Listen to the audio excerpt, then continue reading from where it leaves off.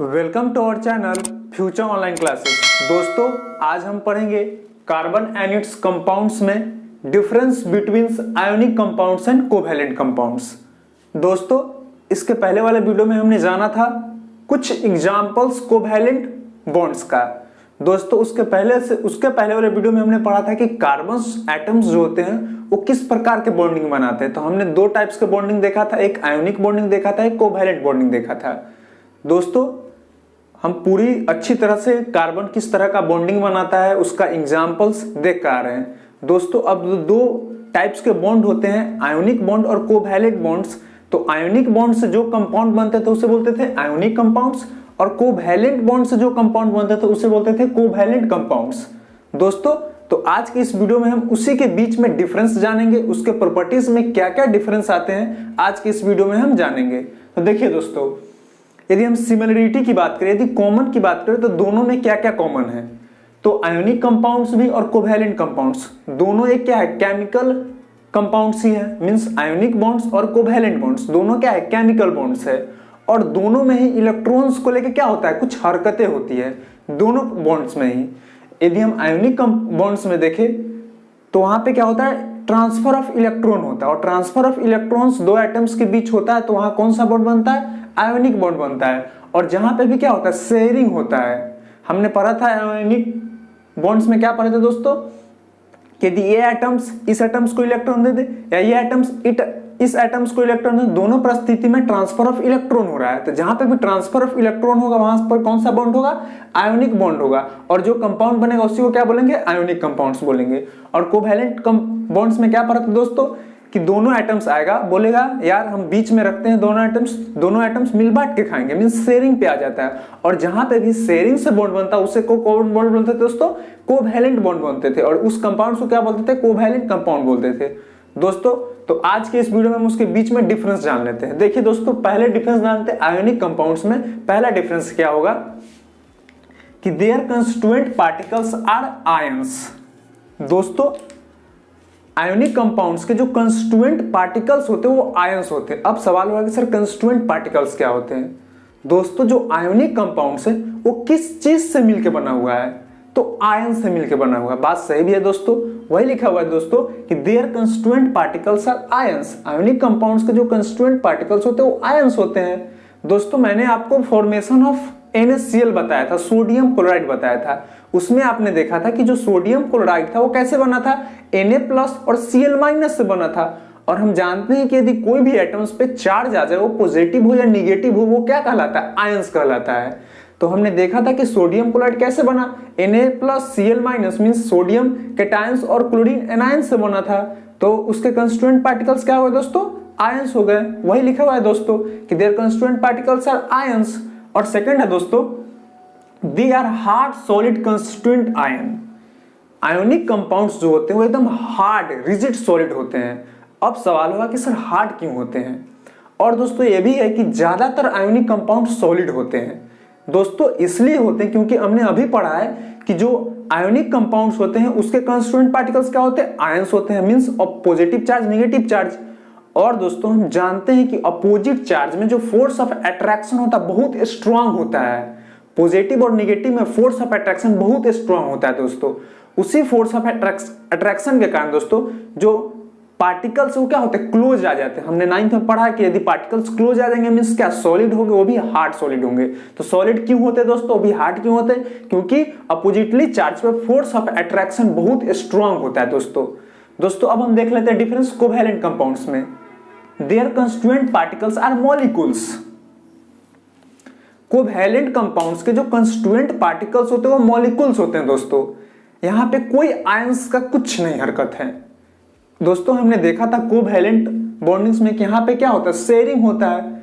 जो एटम्स अपना इलेक्ट्रॉन रखता है उस एटम्स का उस इलेक्ट्रॉन है दोस्तों, वो किसी को दे या ले नहीं रहा है, तो फिर उस पर चार्ज तो आने की बात ही नहीं, मींस वहां तो आयंस आएगा ही नहीं। इसीलिए कहा गया कि इसके जो कंस्टिट्यूएंट पार्टिकल्स होते हैं वो मॉलिक्यूल्स ही होते हैं। और they are gaseous, liquid and soft solids. ये गैस होता भी है, लिक्विड भी होता है और सॉलिड भी होता है, वो भी सॉफ्ट सॉलिड होता है। क्यों होता है दोस्तों, क्योंकि यहां तो कोई आयंस है नहीं। जब आयंस है नहीं तो इसके बीच में फोर्स ऑफ अट्रैक्शन जो होगा वो बहुत वीक होगा, स्ट्रांग होगा नहीं, मींस पार्टिकल्स क्या होंगे, दूर होंगे, तो लिक्विड गैस वो भी सॉफ्ट सॉलिड बनेगा।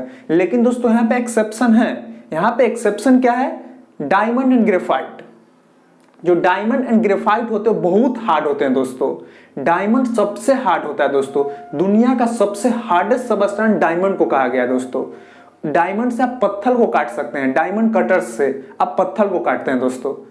अब हम नेक्स्ट देखते हैं, नेक्स्ट क्या है, this are non volatiles which have high melting and boiling point.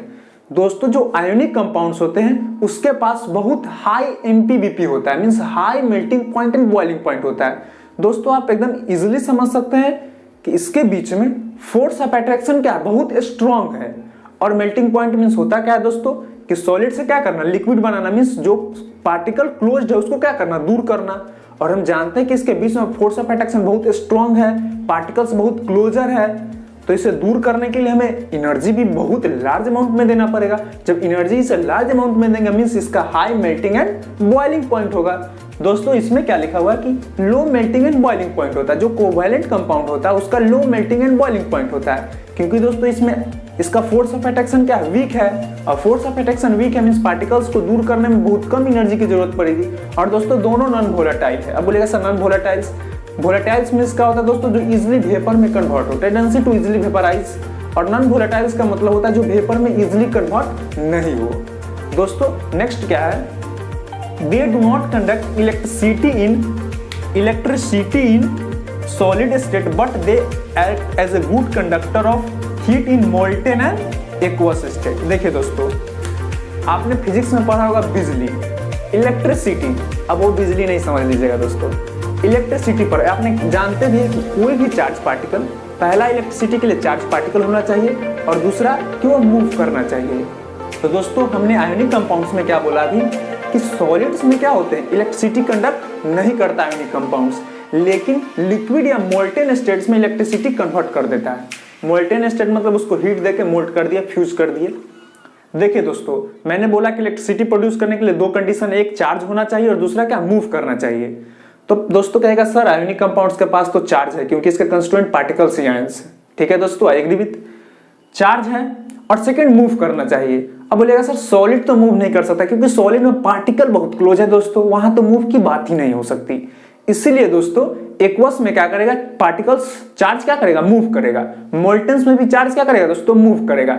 इसीलिए दोस्तों आयोनिक कंपाउंड्स में सॉलिड में कंडक्ट इलेक्ट्रिसिटी नहीं करता है, करता किस चीज में है, तो लिक्विड में और मोल्टेन स्टेट में इलेक्ट्रिसिटी कंडक्ट कर सकता है आयोनिक कंपाउंड्स।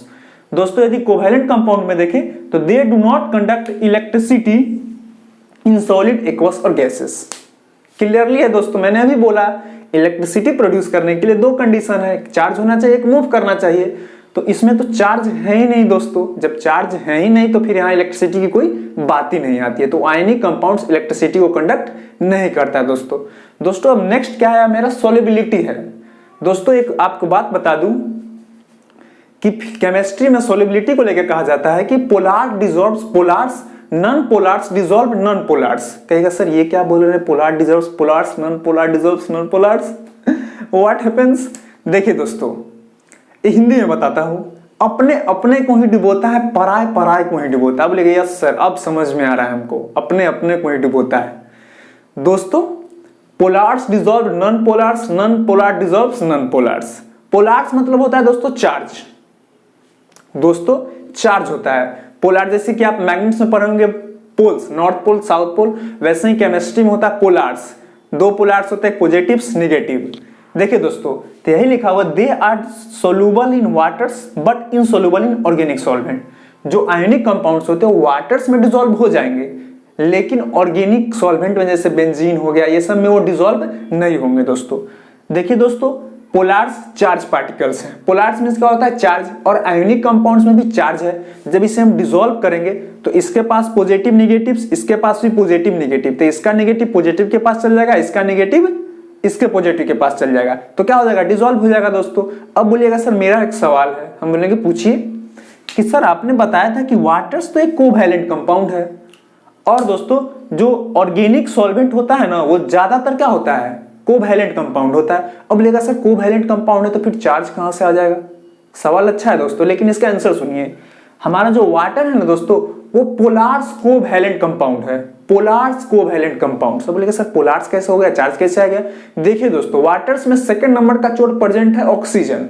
अब वो क्या करता है, हाइड्रोजन के साथ तो करता है, लेकिन उसे थोड़ा देर बाद लात मार के बिलगा देता है। ऐसे भी दोस्तों हाइड्रोजन बहुत कमजोर है, जैसे उसे हटाएगा तो चार्ज पॉजिटिवली चार्ज होकर रिमूव हो जाएगा और इसके पास क्या आ जाएगा, निगेटिव चार्ज आ जाएगा, पार्शियली चार्ज आ जाता है दोस्तों। इसीलिए दोस्तों कहा जाता है कि वाटर्स में आयोनिक कंपाउंड्स डिसॉल्व हो सकते हैं, लेकिन ऑर्गेनिक सॉल्वेंट में नहीं होंगे दोस्तों। और यहां कहा गया दोस्तों they are insoluble in waters, क्योंकि वाटर्स क्या है, पोलार्स है। और मैं आपको बता दूं कि जितने भी ऑर्गेनिक सॉल्वेंट्स होते हैं वो नॉन पोलार्स होते हैं, तो नॉन पोलार्स डिसॉल्व नॉन पोलार्स। तो दोस्तों ये वाटर्स में डिसॉल्व नहीं होंगे, ये डिसॉल्व किस में होंगे, ऑर्गेनिक सॉल्वेंट में डिसॉल्व होंगे। दोस्तों डिफरेंस मैं आपको पूरी अच्छी तरह से बता चुका हूं। यदि डाउट हो तो मेरे कमेंट बॉक्स में जरूर बताएं दोस्तों। अब नेक्स्ट वीडियो आएगा एलोट्रॉप्स पे। तब तक के लिए थैंक यू दोस्तों। Thank you for watching this video. Like share and subscribe my channel. अब मिलते हैं नेक्स्ट वीडियो में, तब तक के लिए धन्यवाद।